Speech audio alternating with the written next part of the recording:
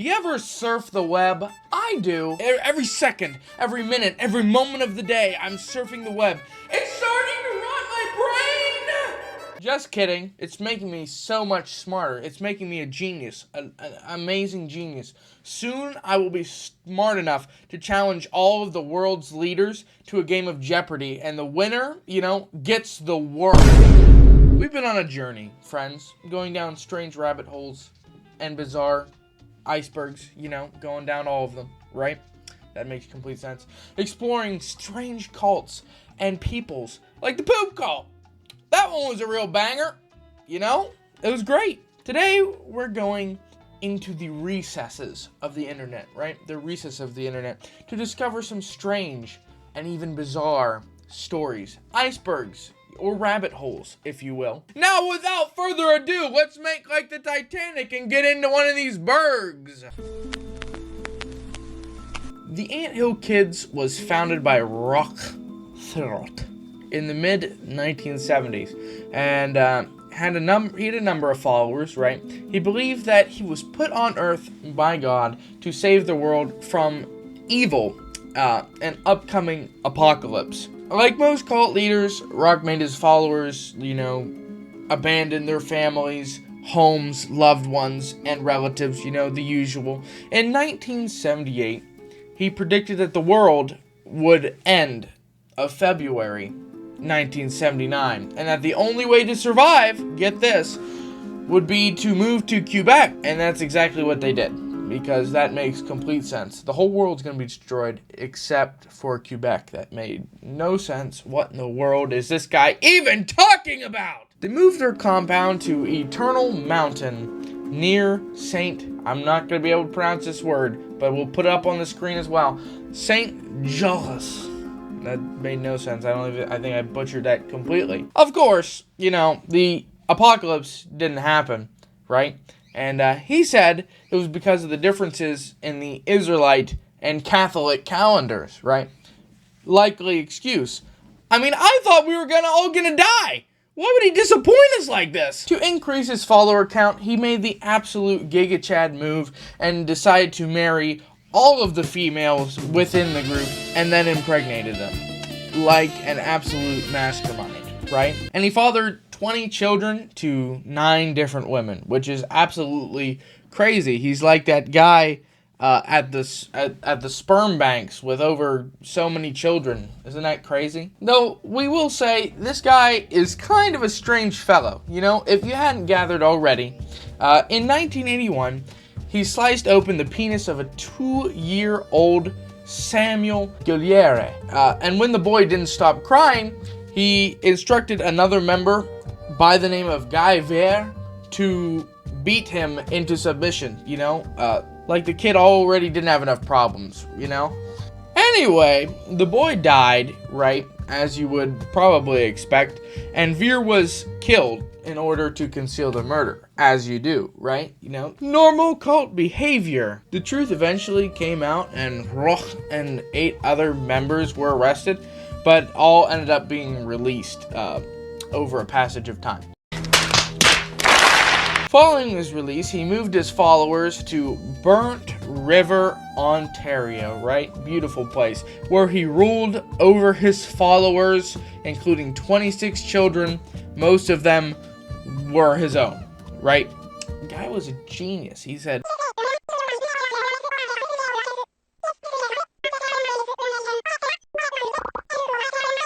that made no sense. Don't put that in. As you would probably guess, some people thought that this guy was kind of crazy. So, the smart thing to do to keep his followers in line, he would come up with some pretty crazy stuff, He's been alleged to have beaten them with belts and hammers and even the flat side of an axe. He would hang them from the ceilings and pull out all their hair and take a hot, steamy crap on their chest, which is crazy. He would also make them get into a dirt ring and fight gladiator style. Another crazy atrocity to add to the books. Man, this guy had all the weird ideas. He had every single weird idea imaginable. He would also have them prove their loyalty in some of the most gruesome ways possible, where he would have them sit on lit stoves and have them break their own legs and, eat their own poop, which is a little strange and disturbing. Not a little, a lot. This is crazy. The rabbit hole, there is no end. There is no end to the atrocities of this man at all. Like, it just keeps going and going and going and going and going and going and going. And it was even worse for the children.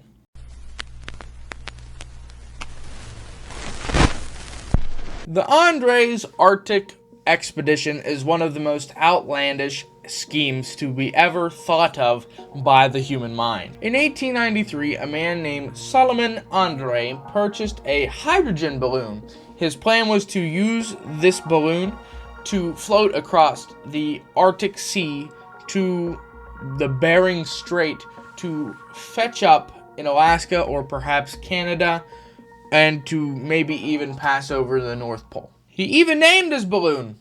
That's nice. The rider don't pick the balloon picked the rider. It's a mystical bond between man and lighter than aircraft. The only problem was that he couldn't get his balloon to actually go where he wanted to go. Kind of balloonish in that way. At one point, he was blown clean across the Baltic Sea to Finland, and his longest recorded flight was from Gothenburg to the breadth of Sweden, and out over the Baltic again to Gotland. And the funniest part of it is, he didn't even know where he was. Dude could hear the waves and even saw a lighthouse and was like, nope, pretty sure we're traveling over land. Guy was a complete moron. To take care of this problem, he developed a method called the drag rope method or rope drag method. And it's pretty much what it sounds like, in which the person would drag a rope behind them, and if you put it this way, it starts going this way. You put it the other way, or something like that, right? The problem with it is that the rope would often get caught on the ground, as dragging things tend to do, or it would just break. It just wasn't reliable. But was that gonna stop him from reaching the North Pole? No, sir! He's following his dreams! He based his whole thought process on the imaginary fact that the wind would just blow him straight to the North Pole. Again, this makes absolutely no sense. I don't know where he came up with this. Another problem with the balloon is that it leaked. And I don't know a whole lot about hydrogen balloons or, hot air balloons or anything like that, but I'm pretty sure it's not supposed to do that! According to Gustav Elcom, an experienced meteorologist researcher of the Arctic, the balloon was losing 150 pounds of lift force per day. And that with all the added weight, it would not be able to make the journey, as probably all of you also thought just by saying the balloon leaked. We kind of figured that. He said he probably wouldn't be able to make the 30-day trip and that he would probably make it only 17 days if they were lucky. They were not lucky at all. Elcom notified André about this situation and then discovered that André had secretly been having the engineers top off his balloon. So he full well knew that it leaked when he had the idea, which again, where is this guy even coming from? What is his mental stimulus? Is this guy a complete moron or what? All of these facts, didn't destroy André's optimism, and the trip was launched in 1897. As predicted, most of his drag ropes disappeared almost instantly, which totaled up to 1,170 pounds worth of ropes that just gone, as we all figured, because drag rope method is dumb, right? And with all the weight in the basket, the explorers had to dump 1,630 pounds of sand, which was essential weight, so that the balloon wouldn't go too high, right? This all happened before they even cleared the launch site. They didn't even make it out the gate far, and they were almost in the water. Between the ropes and the sand, they made it so that their balloon was not even remotely pilotable. And now it was just an average balloon blowing at the mercy of the wind. And all because of the sand, they rose to about 2,300 feet, where the lower air pressure made the balloon leak even faster. That's not good. The balloon made it for about 2 days and 3.5 hours before inevitably crashing. Andre and his team made it out on foot, heading south, but only made it as far as Kitova before finally succumbing to the elements.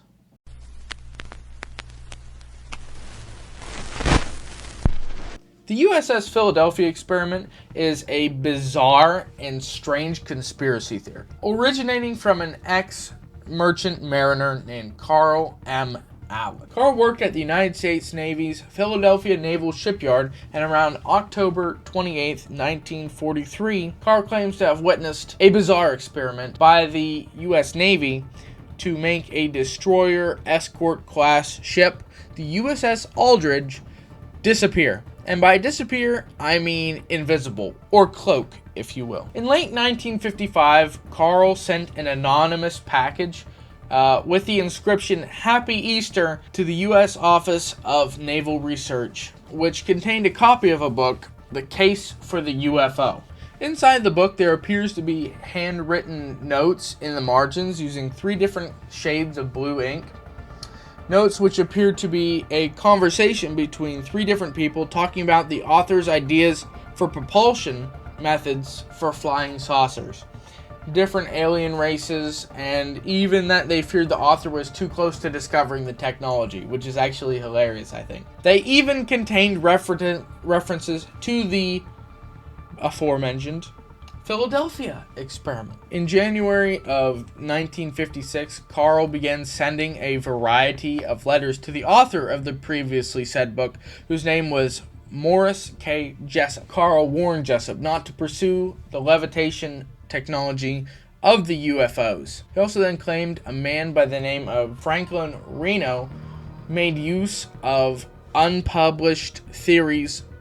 This is all alleged unpublished theories by Albert Einstein in the attempt to make a Navy ship disappear in 1943. By Carl's account, the ship was successfully made invisible, but then unexpectedly teleported to Norfolk, Virginia, before reappearing back in Philadelphia in the shipyard. The ship's crew experienced unforetold side effects, right? Side effects which Carl claims to have consisted of insanity, intangibility, and being frozen in place. That's absolutely crazy. I love it though. It sounds so cool and so realistic. The military is probably hiding this from us, guys. Trust me, the military is hiding everything from us. Jessup, being at least a little bit of a smart guy, asked Carl for some references so that he, didn't sound like an absolute crazy person. And Carl pointed him to a local newspaper, which appeared to be non-existent, who he said had an article that covered the story, but this newspaper just didn't exist. In 1957, 2 officers at ONR, Captain Sidney Sherby and Commander George Hoover, decided to look into the story themselves and took a personal interest. Hoover's primary job was to look into written works and stuff like that and see if there was any proof to these, and he said that looking into this, that he ultimately found nothing of substance to the alleged invisibility experiment, that he could find no records in the government or anywhere that this actually happened. Likely story. We all know you're lying, trying to cover up your secret evil schemes. Sure, government. And speaking of finding nothing, book writers who wanted to interview Carl found him pretty elusive, if they could find him at all. One reporter from Carl's hometown in New Kensington interviewed his family, to which they said that he was a fantastic mind and a master leg puller. And I kind of got that from when he sent the literal U.S. Navy a book that said Happy Easter on the package. I mean, I thought that was hilarious. Over the years, many stories and various accounts were written, but it seems to all come back to what Carl said. Was there really such a thing as the Philadelphia Experiment? What did Carl really see? Or was it entirely a hoax the whole time? I suppose we'll never know. Hopefully you enjoyed the video. If you did, please leave a like down below. That would be greatly appreciated, as it helps this video get recommended to newer viewers. And if you have a crazy conspiracy or a crazy rabbit hole, leave it down in the comments. I look forward to looking into them. If you want to do that, that would be great. And also subscribe and hit the bell so you never miss a epic upload. This was my first time doing a video like this, so hopefully you enjoyed. Thank you, and you have a nice day.